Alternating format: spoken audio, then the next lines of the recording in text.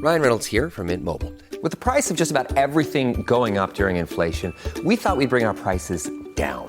So to help us, we brought in a reverse auctioneer, which is apparently a thing. Mint Mobile Unlimited Premium Wireless. How to get 30, 30, bit to get 30, bit to get 20, 20, 20, bit to get 20, 20, bit to get 15, 15, 15, 15, just $15 a month? Sold! Give it a try at mintmobile.com/switch. $45 up front for 3 months plus taxes and fees. Promo rate for new customers for limited time. Unlimited more than 40 gigabytes per month. Slows full terms at mintmobile.com. Hey guys, welcome to this week's podcast episode. And I've got a fantastic guest for the audience today, Dr. Elizabeth Pritchard from the WALT Institute based in Australia. And she is here to talk to the audience, a lot of the female executives, entrepreneurs interested in business, growing leadership, and she's the one to help us today. So Elizabeth, welcome. Thank you. Thank you so much, Christopher. Yeah. So briefly, just start out, by introducing what you do, how you got there, and how the audience can benefit from your experience. Okay, thank you. What I do, I coach and train women across the world in relation to strategies that work, that are simple to put in place in relation to authentic leadership. So it's knowing who you are, who you be, and then what you do. Because we're so good at doing and to get the milestones done, to meet our targets, all of that type of thing, that we often forget to take that little step back and that breath to go, who am I being in this moment? So I don't actually do anything now without going, who do I be in this moment? And that's whether I have a courageous conversation with someone, whether I'm looking at landing another collaboration or another organization that I'm going to work with, or whatever it may be. It's like I take that step back and go, who do I be? And within that, all of these things usually come up for people. And it's not just women. We coach and train people all across the world, and in person, online. And when we do that, we often have about 20% of men in the room as well, because they want to be authentic leaders as well. It's just that we have a niche market for women. And so my business partner works even more with men than women. And so coming in and recognizing that authentic leadership is who we be first, and then we look at what we're doing, because we know that leadership is 80% psychology and 20% mechanics or strategy. And so there's a whole lot of programs out there that teach strategy. We teach the psychology of leadership. And the way that people can benefit is they are less stressed. They are more focused. They have these little tiny tweaks. So it's not a massive change. It's these little tiny doable tweaks in their leadership to take them higher and higher and higher and higher every single week that we meet. Yeah, that's a fantastic introduction. And by your language and your wording, I think you're a product of Tony Robbins, was what it sounds like. And so one thing is talking about is we'll get started is and I love this idea of this check, because I work with breath coach and just kind of like mindfulness, and they're always say, kind of check before everything. Is like, I love you're saying, who do I be? It's like kind of take a breath. What is your intention? And then put it out there. So what are key experiences that have shaped your approach to authentic leadership? Doing it badly. It was probably the biggest thing that shaped my leadership. I remember when I first began on this journey, and it was sort of nearly 3 decades ago, that I was doing it very badly. And it was like, there must be a better way. And so learning from trial and error, learning from messing it up, learning from, oh, that didn't go down well, or that person's really disengaged, or all of those types of things that happen when you're not actually leading very well and you think you might be. and scrambling to get people on board, and scrambling to get through your to-do list and all of those types of things.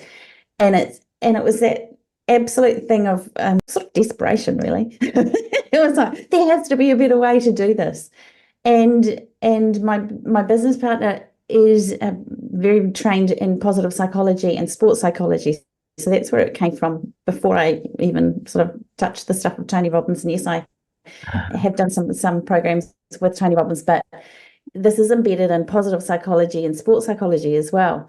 And the authentic leadership comes with that deep-seated knowledge of yourself, that deep-seated knowledge of what am I focusing on today? And if we focus on being busy, we were doing a program last night with a group of people, and it was like, if you focus on being busy, then what does it do? What does it give you? It gives you all those stress chemicals. It gives you all that chasing the tail feeling. And within that, you often just go into the spiral and keep into the spiral of do.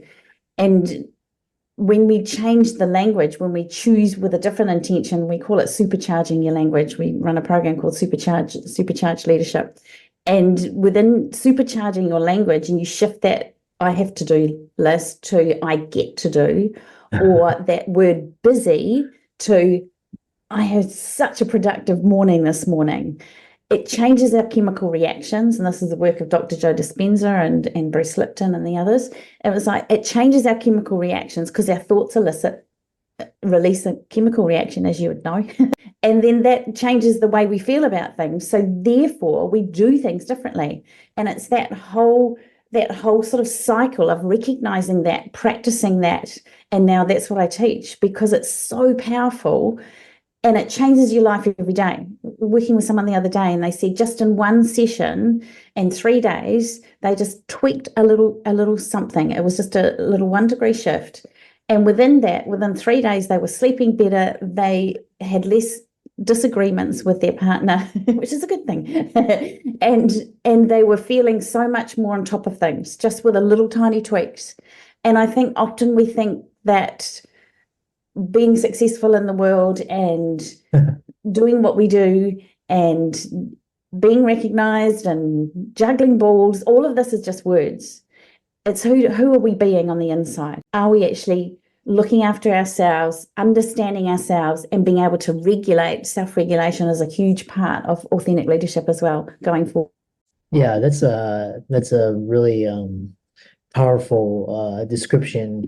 And the other question is, so we got what's interesting is empowerment, and you empower particularly women in leadership. And I think it's kind of redundant to ask, why is it essential to promote various leadership roles globally, DEI, and what unique challenges do female executives face in these positions, and how can they overcome these obstacles? Yeah, there's researched evidence of what's out there around the gender inequity, the pay inequity. Some people say it's a load of rubbish. Other people say it exists, it's huge. Some people say it's insurmountable. Other people go, this is a challenge, let's go here and let's just make this happen. And so it depends on sort of where you are in your mindset approach. It depends on where you are in your beliefs along the way. But I think the most important thing to recognize is, again, the language we use is what we're focusing on. It's sort of a reflection of what we're focusing on. So if we say there's a glass ceiling and I can't get through it, and all the men do this and all the men don't do that, and it's a patriarchal organization, then that's what we're focusing on. And what we often don't realize is that our little critter brain, our subconscious, is actually going, I have to show the evidence to prove that's true. And so we actually begin to create some of these things within our organizations. Now, I'm not saying there's not a disparity. I'm not saying that at all. What I am saying is, what can I control? I can't control some of the organizational decisions. I can influence, I can have a say, but I can't control whether they, whoever they are going to listen to what I say. Then I can't control whether they are going to choose this or that, or invest in this or that. And within that, it's like, what can I control? I can control the way I show up. I can control the way I respond. I can control my level of confidence and self-efficacy, my ability to be certain and have clarity with my communication, and to not be afraid to take things head on, and to walk through the fear of things that are unfamiliar that I've never done before. That's what I can do. And within that, I think we can create a change from within. It has to be a multi-pronged approach, I agree. And I can only control me. And so these are the types of things that I coach and train women executives to recognize what those things are that they can control. And it's all about patterns. We all have patterns. They're all sort of created from all our experiences as a child. The first time we took the lead and somebody said, "You're really bossy." That's what they often say to women, to girls, "You're really bossy." And so we get all these things and beliefs that can trip us up later in life. And that's the beautiful thing of having a coach. I always have a coach, and I just absolutely love it, because I'm talking and I'm sharing stuff and saying, "I think this is the issue," and she'll ask a question and it'll be like, that's it. That's the thought pattern. Doesn't mean I'm a bad person. Doesn't mean I'm broken. That's a whole lot of BS. It's the thought pattern that I've got in my life. And then at that moment when I recognize it and become aware of it, I can go, that no longer serves me. I want to change that. I want to shift that.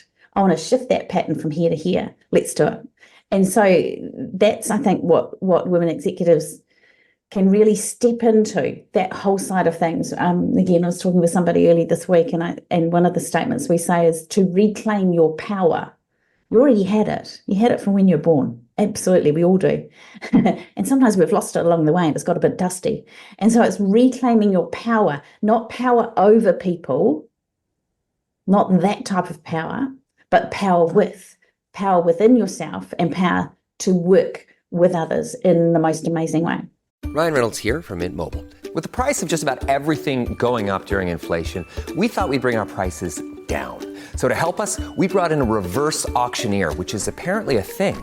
Mint Mobile Unlimited Premium Wireless. How to get 30, 30, bit to get 30, bit to get 20, 20, 20, bit to get 20, 20, bit to get 15, 15, 15, 15, just $15 a month? Sold! Give it a try at mintmobile.com/switch.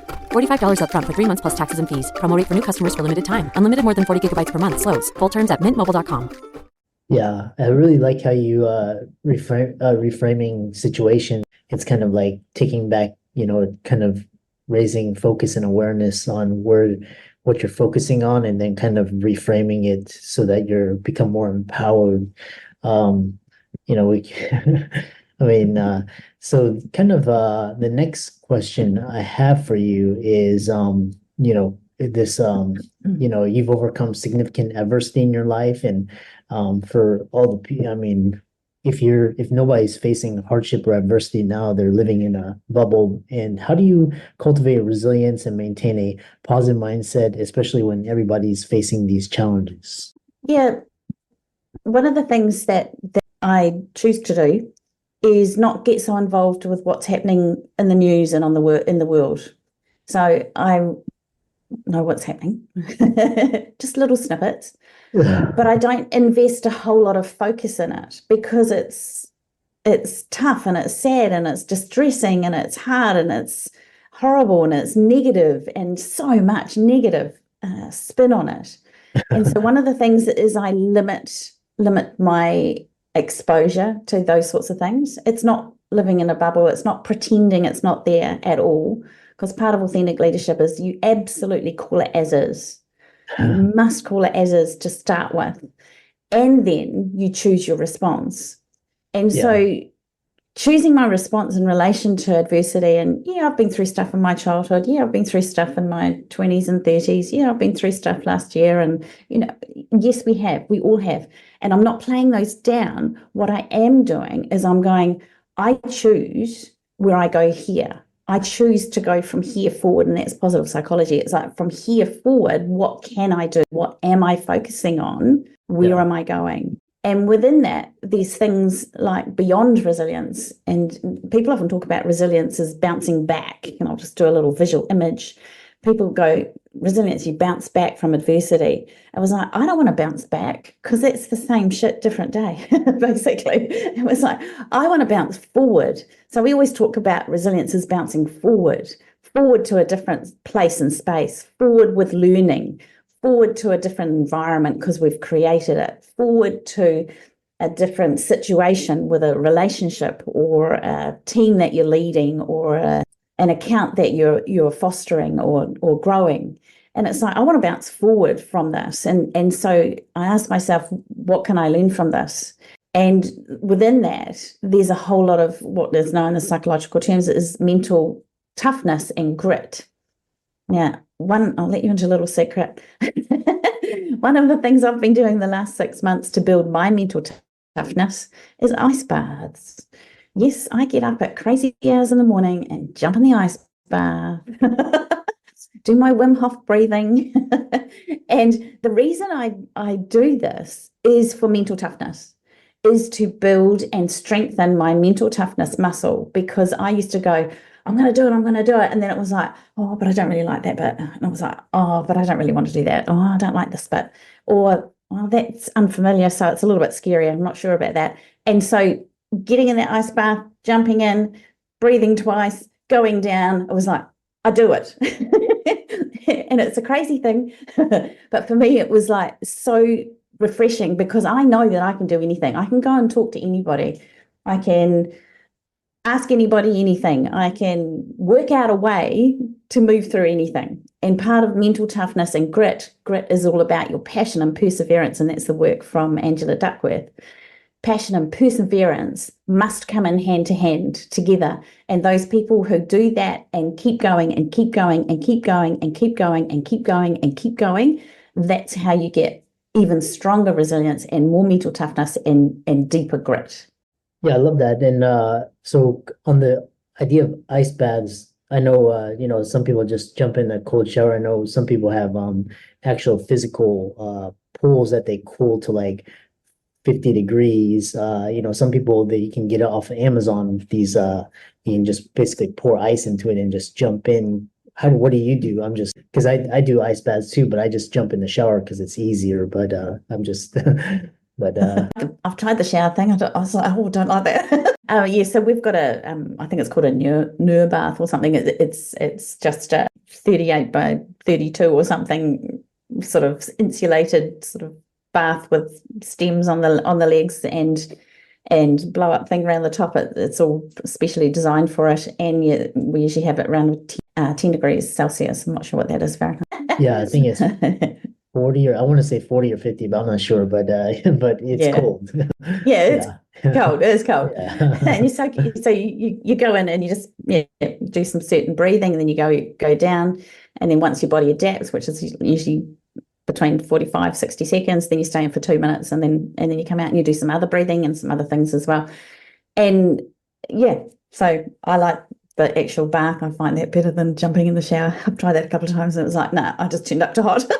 Yeah, that's really interesting. And so, and that was just kind of a side, I was just curious for my own, so kind of the next question is, we talked about resilience and adversity. Talk about creating inclusive team cultures. And, there's this new thing like wokeness, DEI, and some people are saying the term's overused, and some people are like equal outcome or equal opportunities, not equal outcomes. What are your thoughts and strategies for leaders to create these inclusive environments in their organizations? I think it first starts with how you respect each other. And that comes back to how you respect and trust yourself first. So that again comes back to the authentic leadership of who are you being. And within that, I mean, yes, some of the research says that we have to start with quotas, because if you've got a 98% or a 99% male-dominated organisation, where do you start? There is some research around that sort of identifies that quotas are a good place to start. However, that's not the answer. It's not the answer of you must have 12% more females employed by the end of 2024 or whatever. It's not the answer. It can be part of the answer. It's the whole thing of how do you actually work with people, and what is that diversity of thought you're aiming for around the table? I've worked in organisations where they've had people from all different ethnicities, genders, and they think they've got diversity. However, they have not got diversity of thought.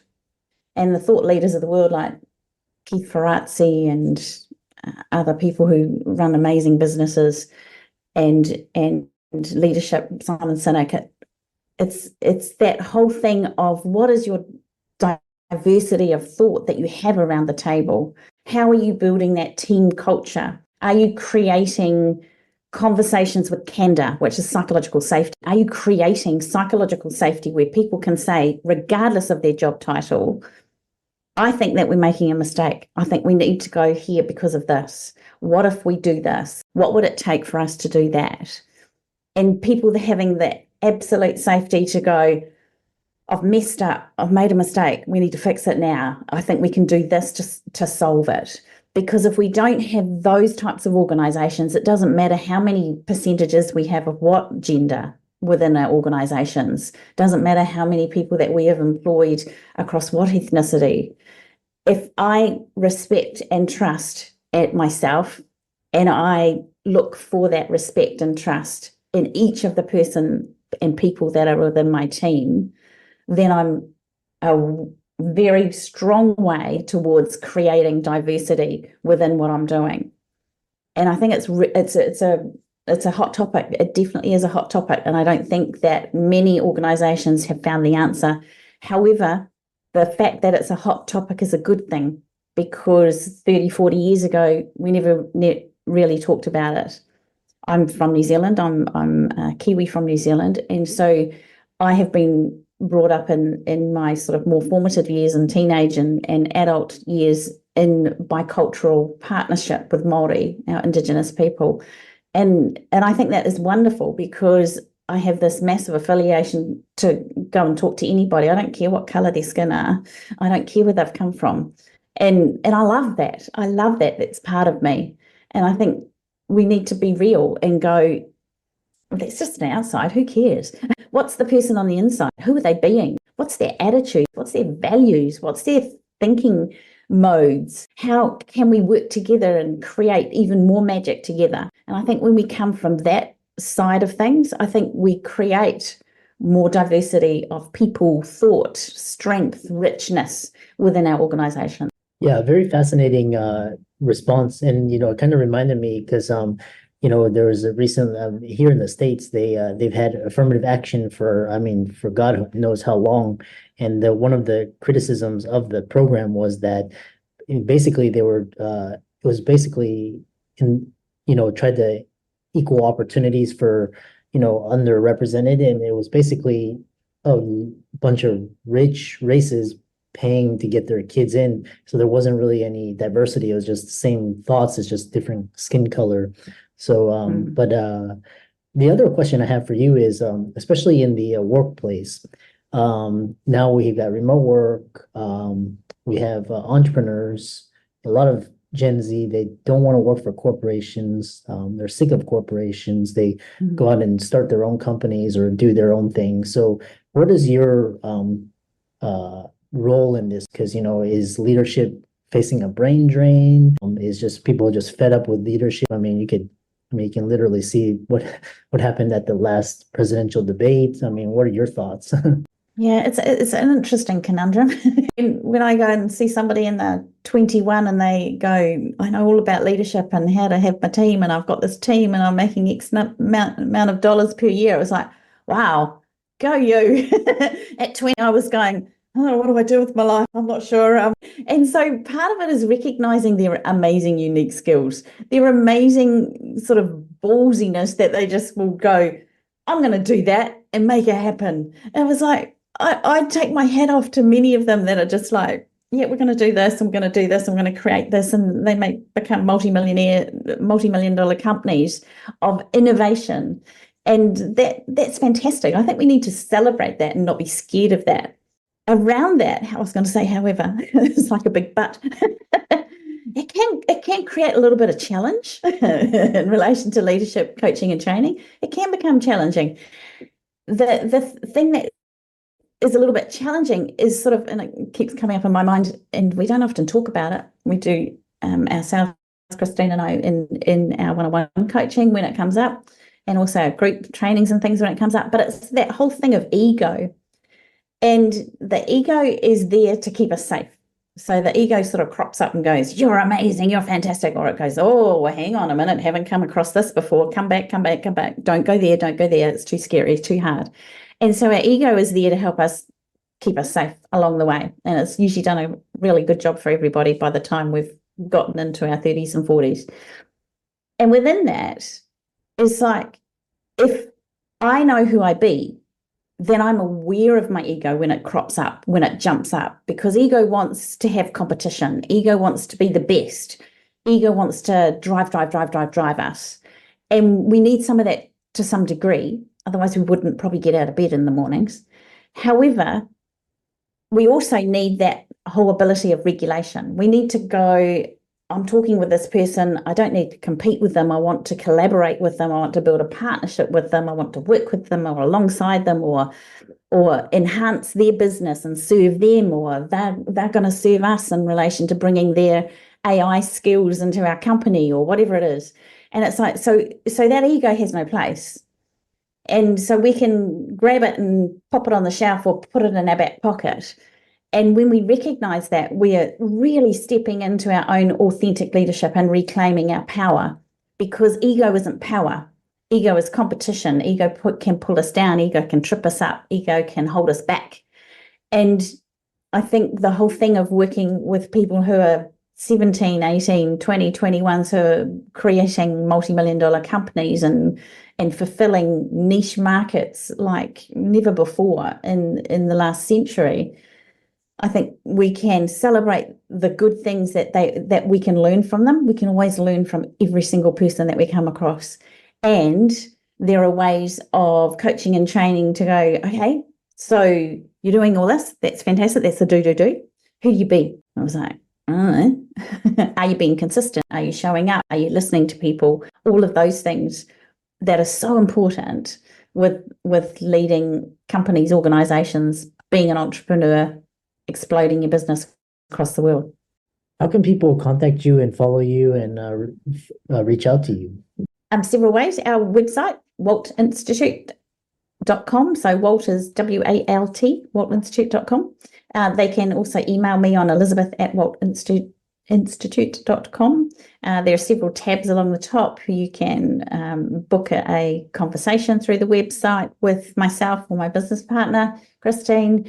You can find out about our one-on-one coaching packages. You can identify, we have an authentic leadership skills course that we do online, so we can do it anywhere in the world. We just have a time frame with a group of people. So if you want to do it with your organizations, we'll set up a time that works. We can work with people in basically any time zone. There's only one time zone that's a little bit tricky, but we work around that one anyway. So the US, the UK, anywhere, Asia, Australasia, we're your people. It's absolutely fantastic to do that. And we're very skilled at running workshops online, or you can bring us over to your organisation. We can do them in person and have more deeper delve into 2, 3, 4 days of programs. With some of the best programs that we're doing at the moment are a mixture of workshops and one-on-one coaching with executives. So we come and do a series of workshops, and within them we're doing the one-on-one coaching with the group of people as well, and they're just exploding their authentic leadership skills, getting more promotions, getting more clients, increasing their revenue, less stress, all of those types of things that you really want in your own business. And for all the audience out there, let's thank for coming on and sharing these very wonderful discussion, and be sure to give her socials a like and follow. And with that, thanks so much for coming on. Fantastic. Thank you so much for having me.